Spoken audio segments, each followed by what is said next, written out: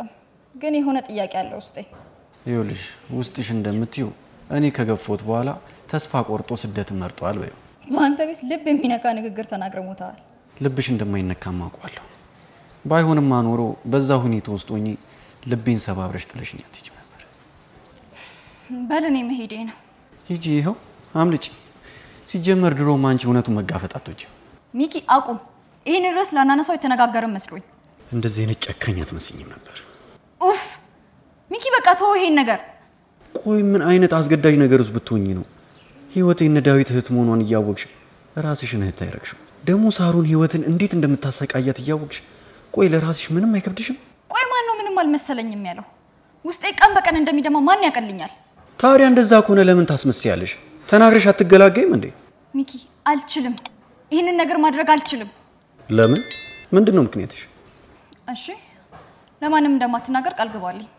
እኔን እስከሞት ማመን እንደምትችይ ታውቂያለሽ በሻው ነገር ወደዚህ ቤት የመጣሁት ሳሩን የህቴ ልጅ አፍና ወደ ውጭ ልሸጠው ነበር እና እኔ ደግሞ አንዳንድ መረጃዎችን ለመሰብሰብ በሳማ የሚያካኝነት እህታችሁን ቢወደት ወደዚህ ቤት ገባ ግን ለኔ በጣም ከባድ ነበር ቀላል አልነበረም የግድ ለሳሩን ቅርብ መሆን ነበረብኝ ግን እሷ የለየላት ሰይጣን ስለሆነች አንድ እንኳን መረጃ ላገኝ አልቻልኩም ግን አንድ ጥሩ ነገር የህቴ ልጅ እንዲለቀቅ ማለት ለርኩኝ ነው አይደል አፍም ሞልታ ስለ ህይወት ልጅ ስትከራከር ትንሽ አይከብድም ሳሮን ለሱ ይቅርታ አይነው በጣም ብዙ ነገር አረጋሻለሁ ግን ደሞ ህፃኗን ታያት እሷ ምንም አላጠፋችም ለካስ ካሁን እየተጫወታችሁብኝ ነበር እመነኝ ለዚህ ስራችሁ የእጃችሁን ነው እሺ ልሰጣችሁ ይቅርታ ግን እኮ ይቅርታ እንጠይቅ እንኳን እድሉን አልሰጠሽኝም ሁሉም ሰው ያውቃል ግን እስከዛሬ ማንንም ለኔ መንገር ይፈልጋ ሰው የለም ሁላችሁንም እጠላችኋለሁ ግን ደሞ ህይወትን ልጅ አንቺ እንደወሰድሽ ማንንም ሰው ያውቃል ይሄን እውነት ግን ሁሉም ሰው ያወቀቀን ማንንም አጠገብሽ አይቆምም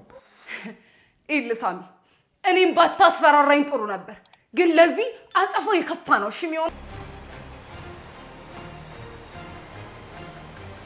አሉ ምንድነው ልጅ እንደዚህ ጮክ ብለ የምትል ይሄ ሹራብ እርግጠኛ ነኝ ራሱ ነው ምን ሆነ ልትል ነው ደግሞ እኔ መሰለ ሹራብ አንተ የታገትክ ቀን ቦታውን የጠቆመኝ ልጅ ይሄን ሹራብ ነበር የለበሰው እርግጠኛ ነኝ ፊቱን ግን አላየሁትም የፊት ጭንብል አድርጎ ነበር ቆይ ማን ነው ይሄን ነገር ሊያርግ የሚችለው አላውቅም ብቻ ችግር ውስጥ እንዳልገባ አንቺ ግን ጤነኛ ነሽ አሁንም ስለራስሽ ነው እንደምትጨነቂው ህፃኗ እኮ አደጋ ላይ ናት አያገባኝም እኔ ልሰጥ ነበር ግን እድል ካንተ በኩል አይደለችም ፈጣሪ የልባችሁን ክፋት አይቶ ነው ልጃችሁን የሰወራት ይኸውልሽ ሳሩን ይሄን ነገር ራስሽ ነው የምትወጪው ለኔ አምጥተሽ እንደምትሰጪ ነው ቃል ይገባሽልኝ እንዴ አትሰማም እንዴ ያለችም ጠፍታለች እኔ ራሱ የት እንዳለች አላውቅም እና የት ሄደች ይባላል አይ አይመለከተኝም ካላመንከኝ ሂድና ንገራቸው እኔ ከዚህ በኋላ በጣና ጉዳይ የህይወት ልጅ እንግዲህ ሩት አስመልጣ ይዛታለች ሳሚ ደግሞ ሳሮንን ልጅቷን የደበቅሻት አንቺና አንቺ ብቻ ነሽ ተጠያቂዋም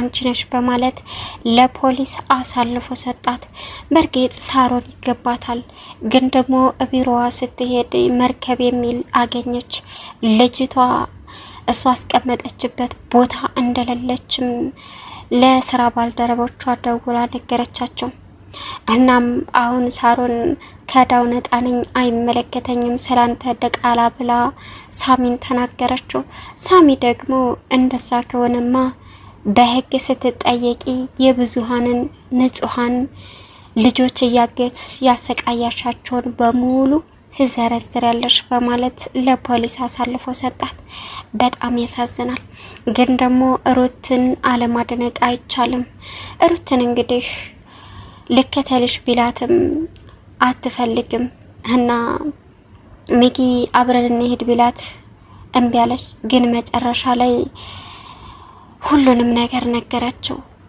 አደንቅሻለሁ ጀግና ነሽ አለ ሚኪ ራሱ እዛ ቤት የመጣው የሳሮንን መጥፎ ስራ ስላወቀነ ይመስለኛል ምክንያቱም ሳሚ ዳዊት እንደታገተ የለበሰውን ጃኬት ይሄን ጃኬት አንተ ነህ የለበስከው በማለትም ጥያቄ አቅርቦበታል እሱም ሽምጥጥ አድርጎ ካደ ሰላም ውድና የተከበራችሁ የቻናሌ ቤተሰቦች እንዴት ናችሁ ላይ ሰላማችሁ ይብዛልኝ ለዚህ ቻናል አዲስ ሆናችሁ ሰብስክራይብ ያደረጋችሁ ቪዲዮውን እስከ መጨረሻው ተከታተሉ የህይወት መንገድ ቀጣ ፓርት ይዘመተናል ማለት ነው እንግዲህ ባለፈ ሩት ወደ ውጭ እየወጣች ሚኪ ደግሞ እየተከተለና ወደፊት የሄደች መስሎት እሷ ወደ ኋላ ተደብቃ ያየችው ነበር እና ተከተለኝ ምን ፈለክ አለችው። ከዛም ደነገጠ ሚኪ። ምን እያረግሽ ነው? ወዴት ነው የምትሄጂው ሲላትም እየተከተልከኝ አይደለ አለችው። እኔ አንቺን ተደብቄ መከተል አልፈልግም አላት። እና ግን እኮ ተደብቄ ስትከታተለኝ ነው ያስጎ አለችው። ከዛ እሱም ምንድነው እያደረግሻለሽው? እውነቱን ንገሪኝ አላት። እና ተከተለኝ በቃ አለችው። እሺ የት ነው አላት። ግን መጀመሪያ መጠየቅ አለብኝ ተከትለህ ከምትሄድ በፊት። እናም ሹሩባ ነው የምትሰራው ወይስ ምንድነው አለችው። ማለት አላት። ማለቴ እኔ ጸጉር ቤት ስለሆነ የሚሄደው አለችው። ከዛ እሱም ሩት እሺ እውነታውን ንገሪኝ አልበለዛ ግን ሌላ ችግር ነው የሚፈጠረው። የዳዊት እህት እንዳልሆንሽ ህዊ እንደሆነች ነግራቸዋለሁ አላት። እሺ በቃ ይሄን እንዳታወራ ለማንም ቃል ግባልኝ አለችው። ከዛ እሱም እሺ አለ። እኔን እስከ ሞት ፍጻሜሽ ድረስ እንደምታምኝ ጠንቅቀሽ ታውቂያለሽ ሲላትም በቃ የቴሌ በሳሩ ልጅ ታግቶ ተሰቃይቶ ነበረ። እናም በሳሚ በኩል የነሱ ፍት እንደሆንኩ ይገባሁን። ከዛ ቀጥዬ ደግሞ በእርግጥ የህቴን ልጅ አግቼ ለእናቷ አስረክቤዋለሁ። ከዛም ከወጣው በኋላ ህዊ የነዳዊት እህት መሆኗን ሳቅ በጣም ለኔ ከባድ ነበረ። ነገሮችን ተቋቁሜ መኖር ጀመርኩኝ አለችው። አደንቅሻለሁ አንቺ እኮ ትለያለሽ ብሎ አቀፋት። ግን ለምንድን ነው አለችው። ከዛም በቃ ወደዛ ሄድ ብላ ጥላው ሄደች። ምክንያቱም ከዚህ ችግር መውጣት አለብሽ። እዚህ ችግር ዘው ብለሽ እንደገባሽው ሁሉ ቀስ ብለሽ እንድትወጪ መፍትሄ ማድረግ አለብን አላት። እሷም በፍጹም ይሄን እንድትለኝ አልፈልግም። ያቀርኩትንና ያሰብኩትን ሳሮንን የወንጀሏን ቅጣት ሳታገኝ አልወጣም አለችው። እሱ ደግሞ እኮ ቁጭ ብለን ማውራት አለብን እንደምንም አስቢው እኔ ዝም ችግር ውስጥ ስትገቢ ዝም አልልም አላት። እሷ ደግሞ እንዴት እንደዚህ ታደርጋለህ ብላ ተቆጣችው። ተኮሳተረች፣ ጥላው ሄደች። ግን በስተመጨረሻም ሐሳቧ እቅዷ ተሳካ። ሩትን አለማድነቅ አይቻልም። እንግዲህ ሳሮን ደግሞ እየተናደደች ትገኛለች። ቁጭ ብላ እያለ ስልክ ተደወለላት። እናም እህትሽ ስለ እህትሽ ሌላ ሐሳብና እቅዳለን ብሎ ደወለላት። እሷም እህቴ አግቻታለሁ አለችው። ግን አላገኘሽም ሌላ መረጃ እሰጥሻለሁ ላገኝሽ ነው የምፈልገው በስልክ አይወራም ማለት። እሷም እሻለች። ዳውድ አይዳመጣ ስለምንድነው የምታወሪው ሲላትም እህትሽ አግኝተናታል ስለ እህትሽ መረጃ አለን እያለ ነው አለችው። እንዴ እህታችንን እኮ ታገኝና ቆየን አላት። እኛ ስንፈልግ በፊት ስለነገርናቸው አዲስ ነገር ሊሆን መስሏቸው ሊሆን ይችላል አለች። ባክሽ ታዩ ሲላትም ሰውየውማ አግኝቶ ማውራት ነው የሚፈልገው መሄድ አለብኝ አለች። ልከተለሽ ሲላትም ዳዊት በፍጹም አትከተለኝ እኔ ምን እንዳልሆን ነው ስትለውም እባክሽ እኔ ምን እንዳልሆን ነው ብዬ ሄጄ ነው ያን ጊዜ ታገትኩት ስለዚህ እባክሽን አላት። ራስሽን ጠብቂ ሲላትም ሄደች። ከዛም መርከቡን የሚል ጽሁፍ ቢሮ አገኘች። ከዛም ተናዳ ወደ ቤት መጣች። ከመሄዷ በፊት ግን ልጅቷን እንደደበቀች ሳሚ ነገራት። አላደረኩም ብላ ለመካድ ብትሞክርም መረጃው በደንብ አለኝ ለቤተሰቦችሽ በሙሉ አሰማለሁ ሲላት አንተ ከሃዲ ክፉ ነህ በማለት ጮኸችበት። እናም መጨረሻ ልጅቷን እንደሚያስረክባት እናም ለቤተሰቦቿ ሳሮናት ያገተቻት እንዳይል ቃል ተጋቡ እና ሳሚ ለቤተሰቦቿ እንዳይናገር እሷ ደግሞ ልጅቷን አምጥታ ቤት ውስጥ ልታስቀምጥ ተነጋገሩ። ከዛም ስትሄድ መርከቡ የሚል ቢሮዋ ላይ ተለጥፎ አገኘች። ከዛም ደነገጠች። መርከቡ የሚል በሚል ሁኔታ ደውላ ለጋርዶቿ ብትናገርም ምንም ፋይዳ የለም። ሩት እንግዲህ ልጅቷን ይዛ ተሰውራለች። ከዛም ሳሚ ሲመጣ ልጅቷ የለም ልጅቷን አምጪ ሲላትም ልጅቷ የለችም ተሰርቃለች አለችው። ከዛም ሳሚ ይሄንን ካንቺ ውጭ የሚያደርግ የለም አንቺ አረመኔ ጨካኝ ሲላትም እሷ በፍጹም ብላ ከፈለክ ሄደህ አረጋግጥ እምልህልሃለሁ አለችው። ከዛም ካንቺ ውጥ ይሄን የሚያረግ የለም በህይወትሽ አንድ ቁም ነገር ሳትሰሪ አረጀሽ አላት። ተናዶ ሄደ ሳሚን። የህይወት ልጅ እንግዲህ ሩት ወስዳለች። በጣም ጀግናና ሳትደነቅ የምታልፍ ልጅ አይደለችም።